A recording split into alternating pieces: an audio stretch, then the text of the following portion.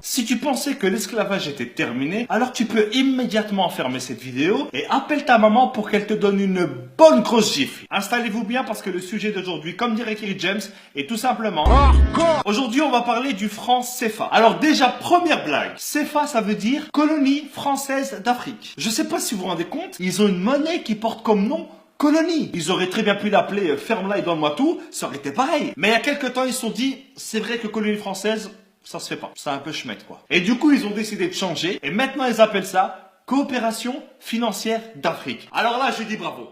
Là, je dis bravo. Là, c'est excellent, c'est excellent. Je pense que ce changement, ça a été le plus gros jeu de t'emmerde de l'histoire. Non, mais parce que changer uniquement le nom d'un truc pareil, ça sert à rien. C'est comme si moi, demain, je m'appelle Jean-Marc. Mais même si je m'appelle Jean-Marc, mon visage, lui, il te donnera toujours envie d'appeler la police. Donc cette monnaie, elle est utilisée dans 14 pays, pour plus de 100 millions d'habitants. Et devinez où est-ce qu'on imprime les billets? En France. Donc la France, à elle toute seule, dans 2 villages paumés que personne ne connaît, fabrique une monnaie dont dépendent 100 millions de personnes. Donc si demain, Jean-Jacques le révolté avec ses copains, ils font grève, parce qu'en France, la grève, c'est limite une religion, eh ben t'auras 100 millions de personnes qui seront peut-être dans la merde. Mais attends, c'est pas tout. Les pays qui utilisent le franc CFA, ce sont les seuls pays au monde qui payent un impôt à un autre pays. Chaque année, ils sont obligés de donner 50% au trésor public français. Déjà que la France, elle exploite à fond et depuis des années les ressources de ces pays. Et en plus, ils doivent donner la moitié de ce qu'ils gagnent à des mecs qui n'ont même pas levé le petit doigt. C'est comme si tu venais chez moi, que tu me volais tous mes meubles et que en plus tous les mois je dois te donner la moitié de mon salaire. Sans parler du fait que hier soir tu avais déjà cambriolé mes grands-parents. Il y a 3 banques centrales africaines qui gèrent l'économie et la vie de millions de personnes. Et devinez qui est-ce qui a un droit de veto dans chacune de ces banques? Ça sera la France. Donc si un jour un pays comme le Mali décide d'emprunter de l'argent à une de ces banques pour faire un pont pour son peuple, et ben à ce moment-là, il y a un mec qui vient du fin fond de Roubaix, que personne ne connaît,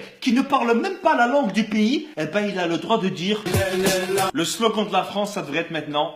Liberté, égalité, fraternité au-dessus de la Méditerranée. En dessous, non, tu pues la merde. Et puis quand j'entends que la France fait des dons en Afrique, non, voler 50 € à quelqu'un et lui donner 10 €, ce n'est pas un don, c'est un remboursement. Et heureusement qu'il y a eu des chefs d'État qui se sont rebellés contre le franc CFA. Il y a eu par exemple Sylvanus Olympio. Ah non, lui il a été assassiné, pardon. Il y avait aussi Thomas Sankara. Non, lui aussi il a été assassiné. Non. Il y a aussi Modibo Keïta.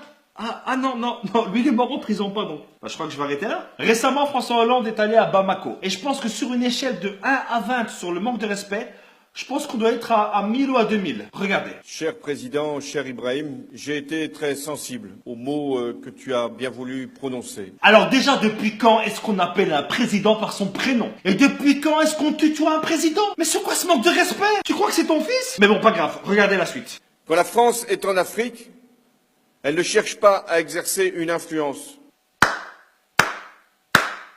La France ne cherche pas à influencer l'Afrique, mais la monnaie de ces pays, la colonne vertébrale d'un pays, dépend entièrement de la France. Non mais là j'en ai marre, il se fout vraiment de notre gueule ce mec. Elle ne cherche pas à peser sur les choix politiques d'un pays.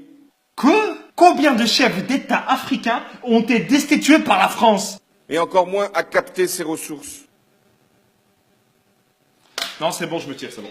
J'ai l'impression que plus c'est gros, plus ça passe. La France, elle est là aujourd'hui uniquement grâce aux ressources de l'Afrique. La France, elle a comme ressource naturelle que le vent et la pluie. Et si la France ne s'intéresse pas à tout ça, qu'est-ce que vous faites à chaque fois en Afrique? Vous savez, à chaque fois qu'un président français va en France, c'est uniquement pour vérifier les stocks et voir si les employés ils travaillent bien. Aucun pays ne peut prendre son indépendance s'il ne gère pas lui-même sa monnaie. C'est pas possible. Je ne peux pas nourrir ma famille et m'occuper de mes enfants si tu voles à chaque fois dans mon frigo et que tu gères mon argent. Le franc CFA, c'est un système qui est mis en place uniquement pour aider le peuple français. Voilà les amis, c'est ici que s'achève cette vidéo. J'espère qu'elle vous aura plu. C'est l'une des vidéos les plus compliquées que j'ai eu à faire. Donc je compte sur vous pour partager un maximum cette vidéo. Parce qu'aujourd'hui, en 2017, il y a encore de l'esclavage, mais économique cette fois. Donc voilà les amis, je compte sur vous. Et n'oubliez pas, comme dirait ma grand-mère, qui voit la neuf se fera d'excellentes omelettes. Ciao!